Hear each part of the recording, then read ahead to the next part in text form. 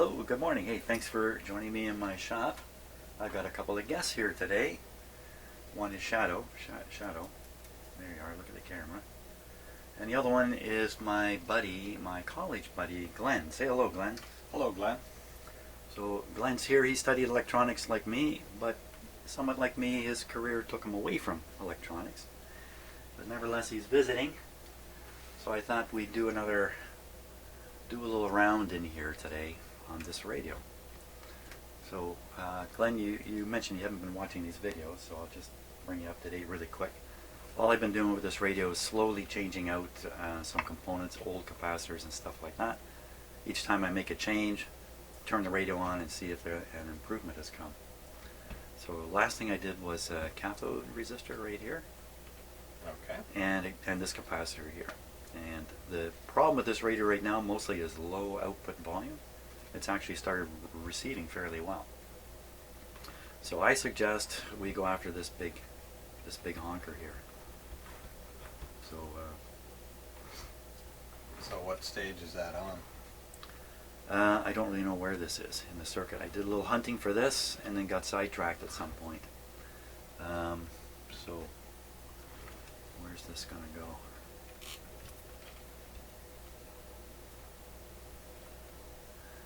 You know, it's wired into kind of the center of the radio circuitry, so it's a little hard to pick off. Wait a minute now, I think I tried hunting this guy down. I identified this resistor is connected to one end, so that's a 3.3 megohms, I think is what this is. And then there's another resistor, this one here, which is 33K. 22K, 33 something. So got to find a big capacitor with these two resistors. Okay. On the schematic. Okay, so this thing is, look at this. Glenn, you're an old audio guy. I shouldn't say old, should I? It describes it. You're an audio guy. How do you like that for flexibility and microphone suspension? Yeah. It does the job. That's all that counts. Yeah, sorry nobody can see what I did, but so looking at the schematic here, and so you can move the pointer around if you want. So I think this capacitor may have been replaced once already, so I'm not sure the size is correct. And so we're looking for 33K, a 22K resistor, somewhere near the output tube. 22K. Let me grab my mouse here.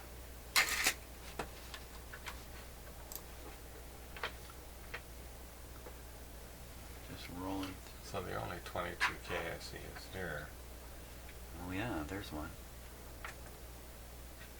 22, and then so there should be. But there's a 2200K right up here. Well, if you take the 22 and see if there's a capacitor on. And a 47 microfarad. Yeah, that's a picofarad. That's a really small one there. So that can't be the thing we're after. Could be this end. Well, I thought I changed that one. It's a 0.05. It's kind of the right size. One side is connected to 22. The other side. Look at that, 3.3. There it is. Okay. Oh, so earlier when I thought I changed this, I actually changed something else. So that shows 0.05, and on here it's actually a 0.068. So somebody had that in their junk box and they stuck it in there. So I think we can safely change it with a 0.05. Why don't we do that? Okay. Yeah, the issue with schematics and placement is always schematics tell you one thing, but actual physical placement is something else. I get turned around all the time, flipping back and forth. Okay, this guy might be good. We'll test him in a minute. That seems to be in excellent shape, in fact. 0.058. So I'll get a 0.05 here.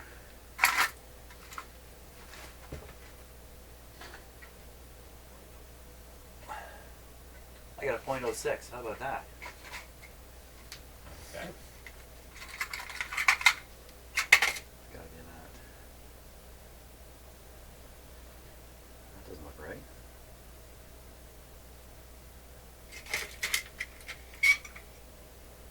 This will be the .06. Yeah.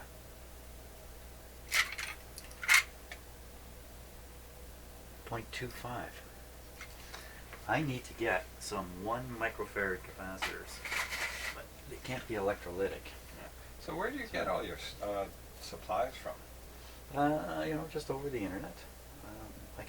I buy my capacitors from a place called Just Radios, from an internet site there in Scarborough. Oh. And so they deal with capacitors like this that are very similar to what you find in radios to begin with.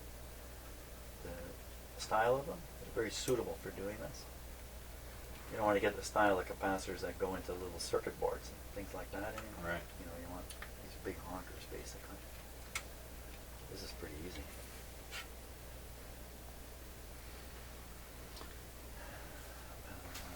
Pair of pliers.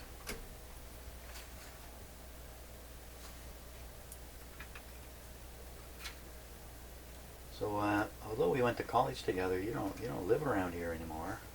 Temporarily, you do. You're in Ontario, but where is it you normally hang out these days? Well, the place I live is about 100 kilometers south of the equator, on the Pacific Ocean, in a little fishing village in Ecuador. In Ecuador. And the house that I had, I don't live there now, but the house that I had was about 200 meters from the ocean. Pacific Ocean, of course. Pacific Ocean. Completely different lifestyle. Really? Because after you finished with school, you started your own business, photography business, right? Yeah, there was some other things in there. I used to do a lot of maintenance in recording studios. That's right. You were. I mentioned you were an audio guy, Yeah. a serious professional audio guy, not Yeah. not like me. Yeah, for a while I was the technical director at a recording studio. I remember all this now that you mention it. Yeah. So you were dealing with these gigantic soundboards and all that kind of stuff, Right. and And the chasing recording ground set. loops. You and I were talking about ground loops once. Yes, ground was my life. Wow. Whenever we built a studio, if we didn't have to bring out the code to show the electrical inspector what we were doing was right, if we didn't have to do that at least once, we know things weren't done right. Do you want to move your microphone? Oh, there you are. See, he's a sound guy. Well, so normally I have 200, 300 people looking over my shoulder, but it's too late by the time they're looking over my shoulder. Today I got somebody for real here. Okay. It's a stereo microphone, and it's quite effective. It's really surprisingly effective. A single microphone. Okay.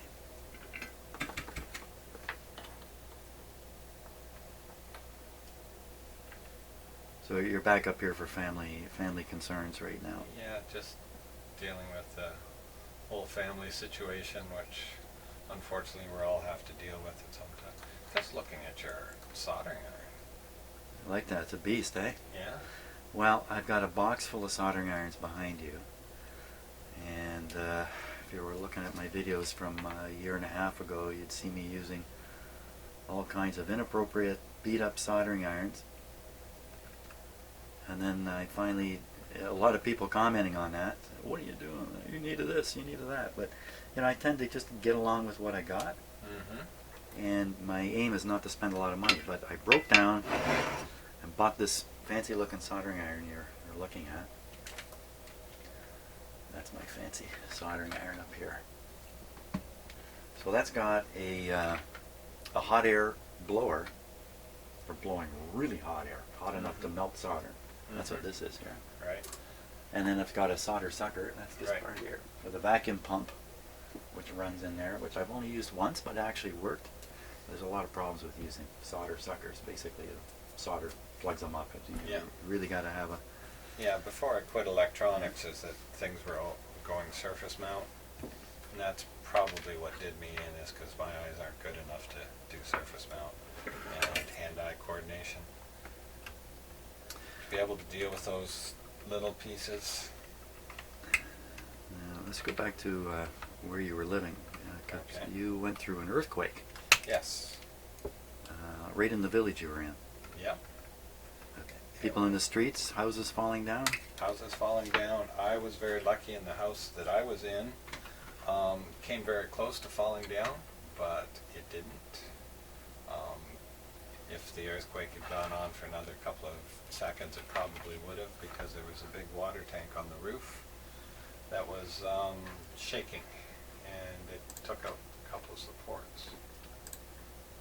The water tank on the roof because they collect the water. No, because gravity feed, no pumps. So how's the water get up there? The electric pump turns on once in a while, and when the electricity goes out, you're out of water. They're pumping it from From a cistern, usually in the basement. a and well. From a well. Not from a well, a cistern, and you get it trucked in.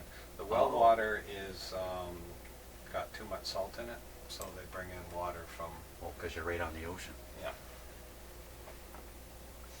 Or if you're on city water, is that once a week the city turns the water on and it fills up your cistern. So Or town water. it's a small town. The services aren't nothing like they are here. Oh, no. No, the people who come to work on the electrical system usually show up in a pickup truck with a ladder. And the first thing they do is ask you if you have tools, because they'd rather use your tools than theirs. Okay, that's a little bit different than here. That's for Yes. sure. And How many people in your village? non-fiesta time, maybe 2,000. Fiesta time, holiday, so this last weekend was a big holiday weekend, 60,000. Holy smokes! 50, 60,000 people piling into a town of 2,000 people. Yeah. Yeah. But everyone's ready for it. It's an annual. It's an annual thing. It's like you can't move. 50, 60,000. Yeah, there wouldn't be enough space for that many people. Of course, Yeah. big beach, I guess. Yeah, big beach, but also too, there's all sorts of hotels, and then people just come for the day. But it's, and then And the right, rest. whoa, you got a town of 2,000, all sorts of hotels. How's that go together? Well, most of the time the hotels are empty. It still doesn't fit together all that well. So this one occasion, or there's a couple of them where. Yeah, there's 2 or 3. Over New Year's is one. A couple of fiestas, a lot of people. This is the big income for the town. Yeah, well, yeah, most of the people are fishermen. So they just, every day they're out fishing anyway. Yeah. Huh.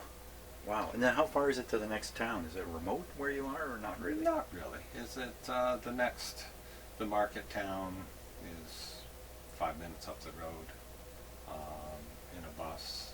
Like just like it is any populated area, you should have Yeah. towns about every 5 kilometers or Yeah. something like that. Yeah. And some Yeah. are bigger than others. Yeah.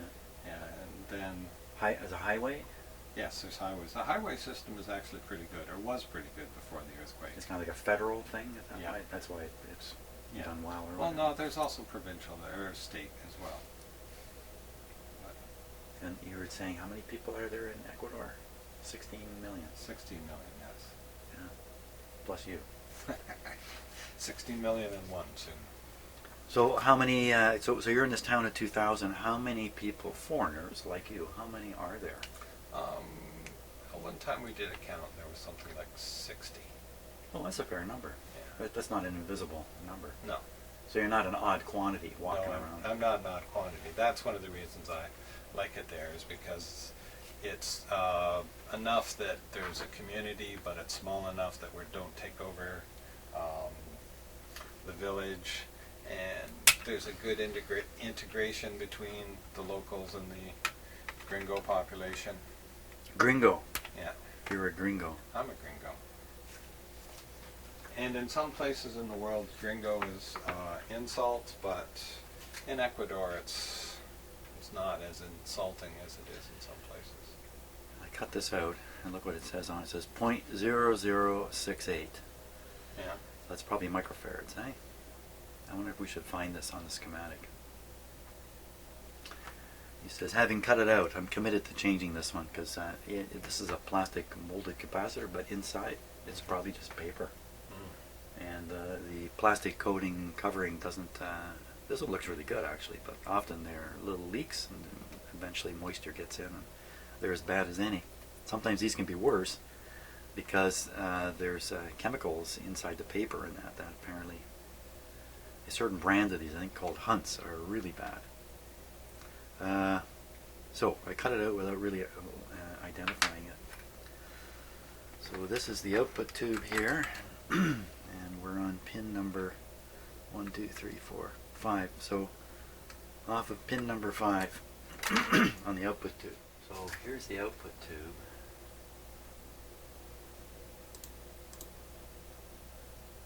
That's 5. There it is, 0.006. Look what it does. It conveys the audio to the grid of this tube. Right. So this thing has low output. This guy could be the problem. He's just not letting anything through. Right. So we'll get rid of him. So it's 0.006, and that's microfarads. 0.006 microfarads. That's, you gotta hear it. So that's basically a blocking capacitor. That's right. Yeah, it's keeping the DC away from the grid, which is another thing. If it's leaking, if this capacitor is leaking, then see, this has got a high voltage right here on the plate. High voltage is going to sneak through.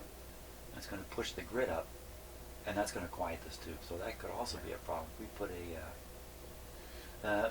these kinds of radios, when these are a little bit leaky, you turn them on, and 4 or 5 minutes later, the sound is going down, down, down. It can be from a slow leak through something like this, changing the bias on there. So I got a 0.006. Here we are. Okay, back we go. What sort of life expectancy do they have? These ones, I would guess these are going to last almost forever, because I think they're wonderfully sealed. Right. And made with modern, probably cleaner materials, better in all respects, probably. So I would guess these will never be a problem in this radio.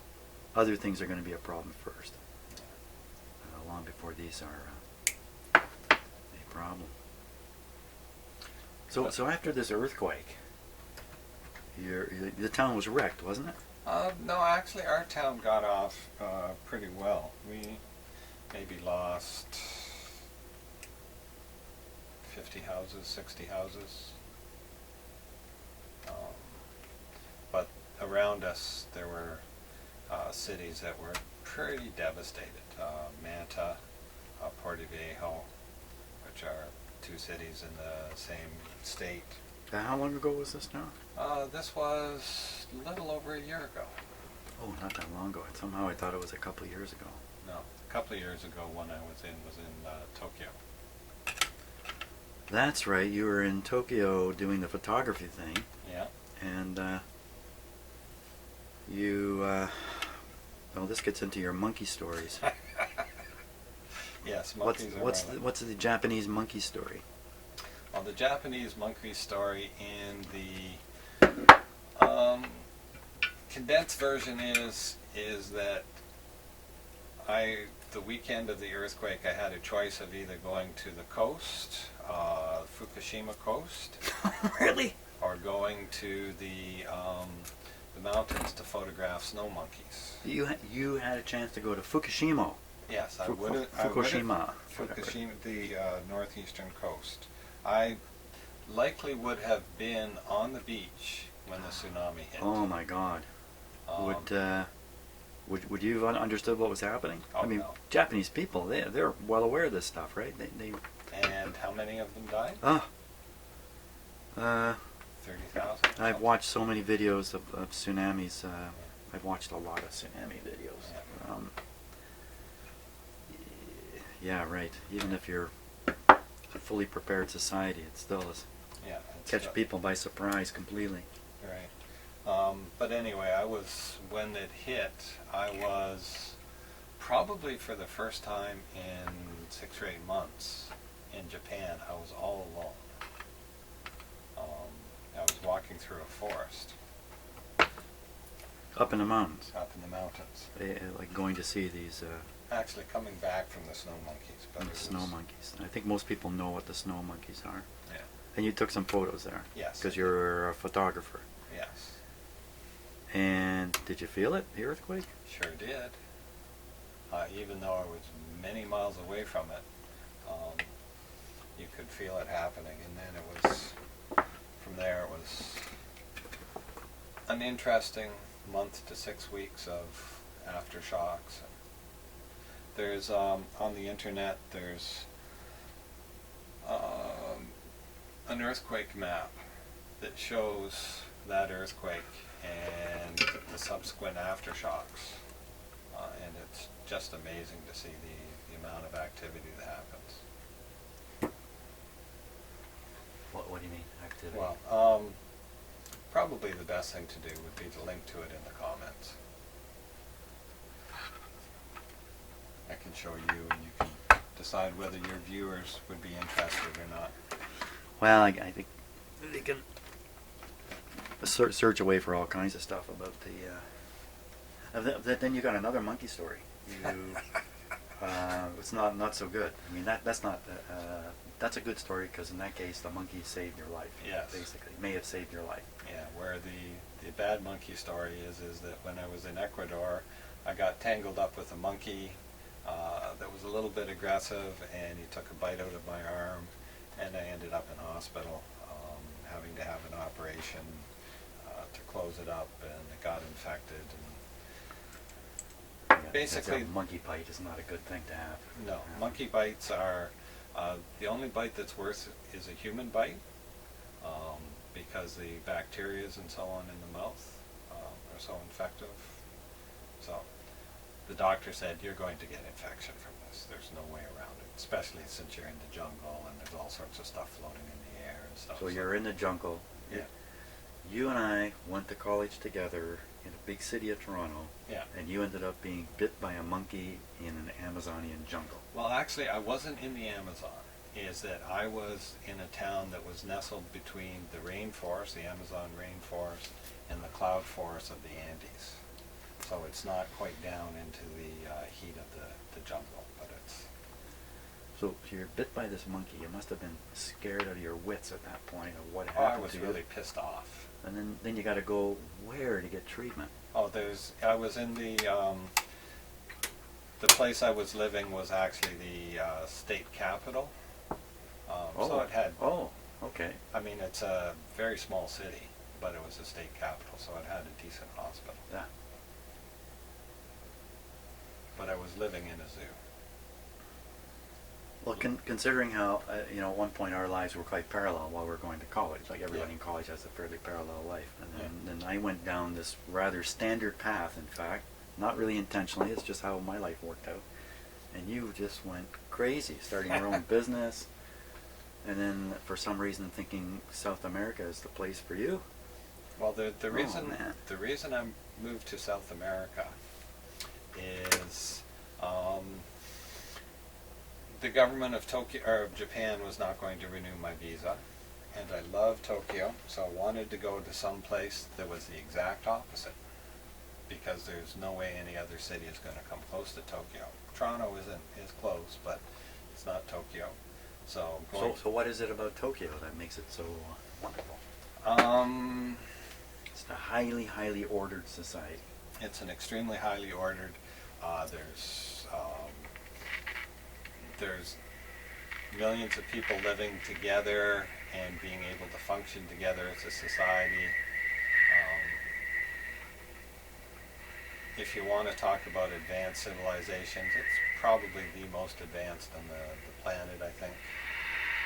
But kind of, I don't want to say closed, but they mind their own business in Japan, it seems. We don't really hear an awful lot about Yeah, life in Japan, but the little bit I see, I can see right away they are like 10 years ahead of us in technology or more. Yeah. Like everyone's internet connections were way advanced from what we have here and stuff like that. Oh yeah, I lived in this crappy house in the middle of Tokyo, and we had 3 fiber optic connections coming in.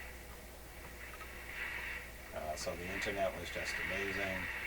The cell phones, 10 years or years before the iPhone, were capable of doing so many things. Yeah, it's different. There we are. There's the result of our effort. It's pretty much exactly the same as it was. So replacing those 2 capacitors hasn't really had any effect. If it has, it's a very subtle increase in volume. This is up full now. I mean, this should be blasting our ears out normally. Is it hooked up to an antenna? Well, it has a loop antenna. Okay. So it still needs to be aligned. It's still probably a part or two to do. The output tube may be weak. I haven't tested any of the tubes in here yet.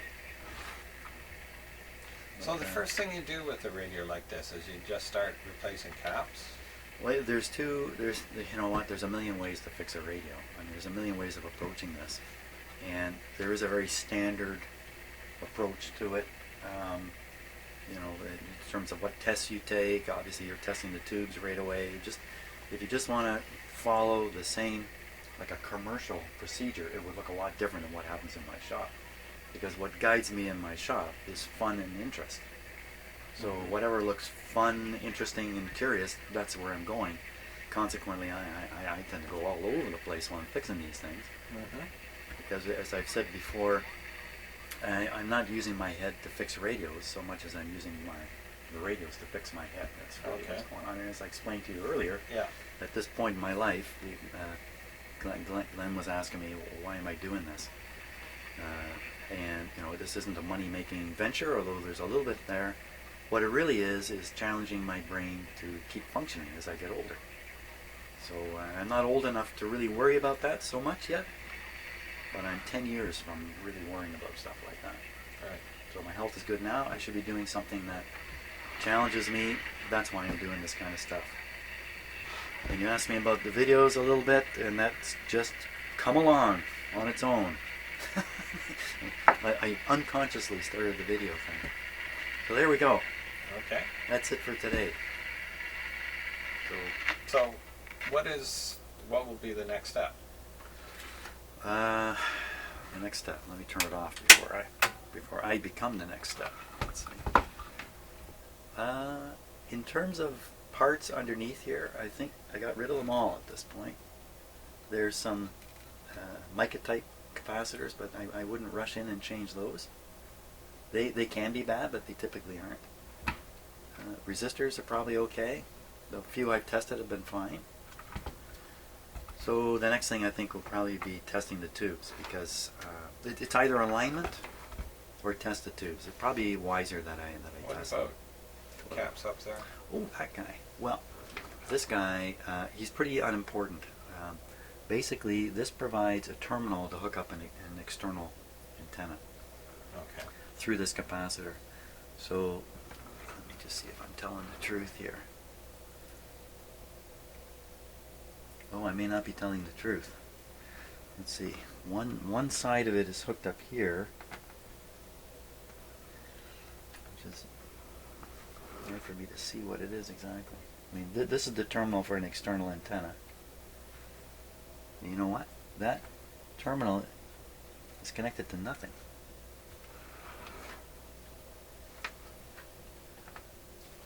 So this is how it's supported. There's rivets here. Mm-hmm. This looks like an antenna screw, or does it? Like there's no metal, you know, to screw down against. It's got to be that. There's a wire missing on the back here. I don't know. Let me switch cameras here. You had to ask that, didn't you? Sorry. Yeah, there is a wire.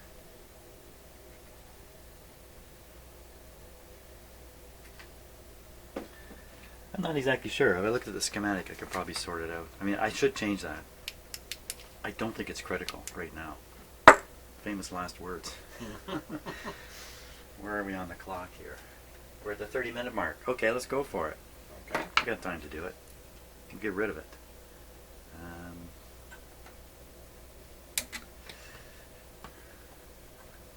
So I've learned to cut these and leave a piece sticking out so I can find the terminals.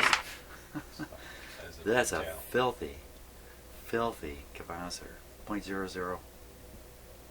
Right. 0.004. I think I had one of those. I think I had my last one. That's it there.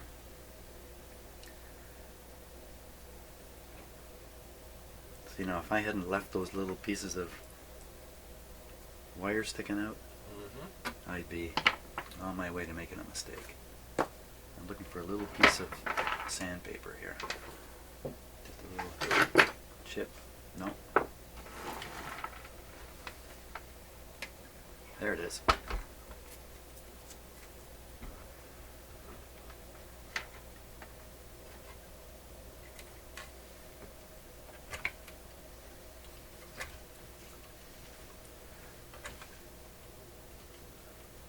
So how is it you were around monkeys that one of them managed to bite you? I mean, you were just somewhere where there's just a lot of monkeys running around? No, I was literally living in a zoo. So the place I was living was a wildlife refuge, and You were some of the wildlife refuging there? no, is it one of the yeah, kind of. But one of the monkeys that was in one of the cages escaped, and he was a very aggressive one. And I was concerned about him and interacting with the dog. So I was trying to separate them, keep them apart. You were And- breaking up a fight. Well, it wasn't a fight it was something that could have happened. So a monkey is going to attack a dog, or the dog's attacking the monkey? Yes, Either way. either way. And the monkey is one of the reasons he was in the refuge is that he was overly aggressive. Like they would find him literally in the wild? I- Show up I bugging don't- it down or something? Oh, I have no idea his history. Oh, I mean, okay. there's my Spanish is not that good to be able to ask questions like that. Right, that's right. You're not in an English-speaking place. No. So how do you manage to get along? And by the way, you're an English teacher, right? Yes. It's challenge sometimes. A smile does great, and don't come across like an idiot. And Now that's easier said than done, because when you're in another culture, a lot of ordinary behaviors would look idiotic to the other culture, and vice versa. yeah. And just don't take yourself seriously, I think, is the easiest thing. So people are happy to see foreigners, strangers, visitors. Depends on where you are. I mean, there's some issues in some part of the country where there's been too many foreigners come in, and it's driven up housing prices and so on. People have practical complaints about the effect of it. Yeah. It's not so much just people; there's a secondary effect from it. Yeah. So that's created some animosity. But in a lot of cases, if you're a nice person, they treat you fine. We're just human beings like everywhere on the planet. Yeah. And you get a pass because you're Canadian. A little bit sometimes, but In the end, it's you that matters, right? yeah, it's your interaction with people. Right, So and I guess if- most of the time you're interacting with people for a purpose too. Well, I mean, you got to buy something at a store. or- actually, no. In Ecuador, the interactions are a lot different than in North America because people live on the street. And by that, what I mean is that in North America, people live in their houses.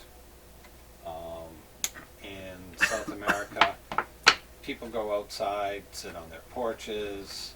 walk down the street. The kids are always playing on the street. The adults are interacting on the street. So it's more community and of community of people than it is in North America. Like a community of cell phones. Well, if you look on your street last night, and we were looking out, and there was very rare to see somebody walking down the street. Or a Right. street in Ecuador, if it's a populated street, people are constantly moving up and down, going to visit people and talk to people. So if you're going to Yeah. live there, you have to interact with people because there's constantly people around you. Yeah, I think when I was a kid, I'm sure it was the same for you. The fun was had with other kids. Yeah. Okay, the ball was very secondary. Nobody grabbed the ball, sat in the corner, kind of fiddled with it in their hands and looked at it. They had Right. to get another kid to play with, and that's where the fun was. Whereas Mhm. today, you got a cell phone in your hand and you're sitting in the corner. I had dinner with my son and my wife the other day in a restaurant, and I looked up from my plate. I'm a bit of a slow eater. And the two of them got their cell phones out and they're flipping along. Yeah, man. Okay, let's turn it on. Here we go. What do you think? Think it's going to be louder? Don't think so. Don't think so. Here we go.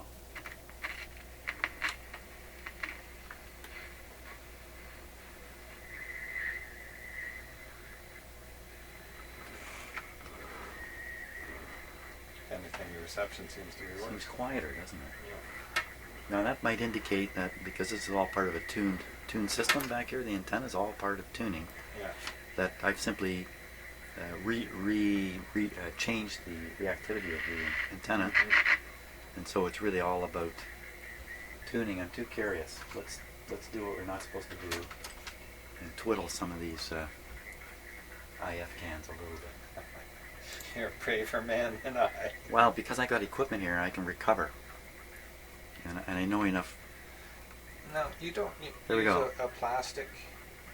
Most times, no. Oh wow, this hasn't been turned for a while.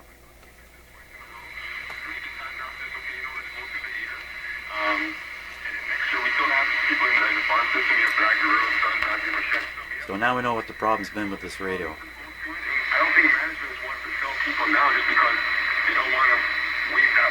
Waving that white flag is hard to swallow. Well, I mean, here's the thing. They won't wave the thank you for the call. You're absolutely right. I mean, I guess an optimist would say the one thing is that the Jays, they've got it in front of them. You know, it seems that they have the Jays. Done kind of roughly. They're going to be playing, and they got a chance to take care of business. I think they have some. That's actually excellent reception from my shop here. It's really great.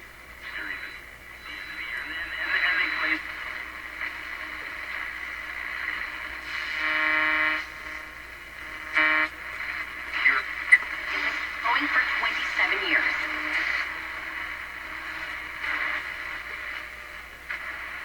So what's the paper on the front of the speaker, you think? Oh, this string wraps over itself down here because Oh, it's okay. not sliding properly in the little valley there. Right. Once it starts overlapping, Fantastic. bad. That's okay.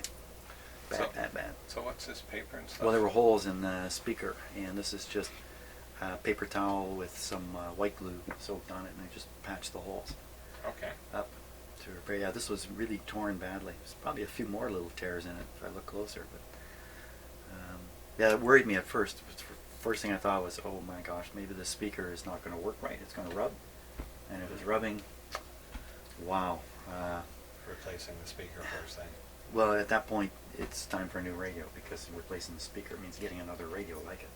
It's really, unless you're lucky, you can kind of jury rig something in there, which is not so likely.